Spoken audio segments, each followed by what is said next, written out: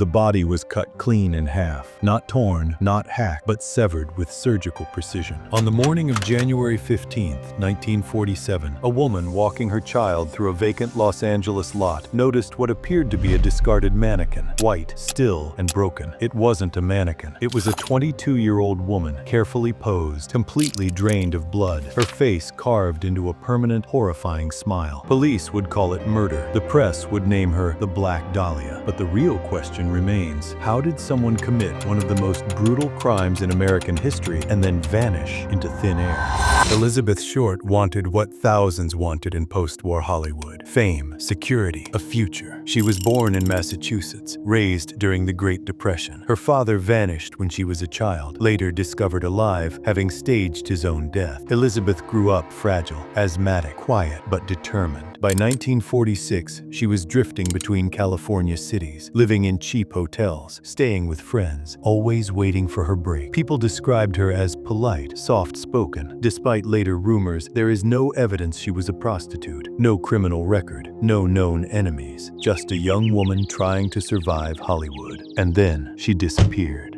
January 9, 1947. Elizabeth is last seen alive at the Biltmore Hotel in downtown Los Angeles. Witnesses say she's using the lobby phone, waiting for someone, calm, unafraid. That's where the timeline fractures. Police never confirmed who she was meeting. Hotel staff reports were inconsistent. Security footage didn't exist. 6 days later, January 15th, her body is found in Leimert Park. The autopsy reveals something horrifying. Her body had been completely drained of blood, washed clean, severed at the waist using a technique called a hemicorporectomy, a procedure taught in medical schools. Her mouth was sliced ear to ear. Bruises showed she'd been beaten. Ligature marks suggested restraint. Time of death? Estimated 10 hours before discovery, which raises the first impossible question. Where was she killed, and how was her body transported without anyone noticing? Police claimed Elizabeth was tortured and murdered in a private location, possibly by a stranger, and dumped in the lot overnight.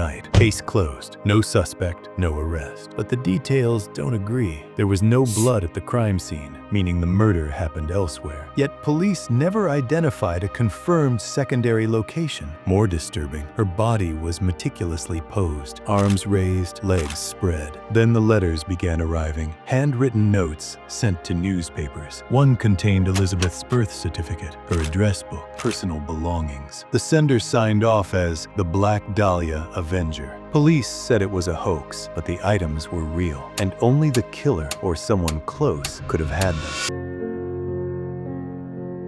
Police believed the killer was a lone psychopath, someone experienced with violence, someone who killed for pleasure. The brutality fits, the posing fits. If this were truly a serial killer, we would expect more crimes to follow. But no identical murder ever followed. One crime, one victim, then silence.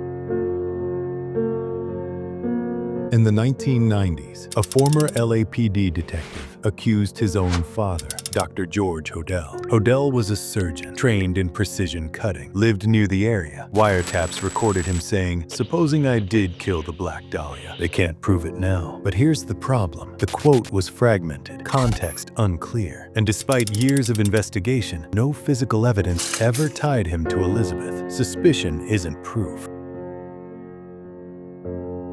Several witnesses claimed confessions were ignored, evidence misplaced, leads buried. Some investigators later admitted the case was mishandled. But corruption requires motive. Why protect a killer of a nobody actress unless she wasn't a nobody?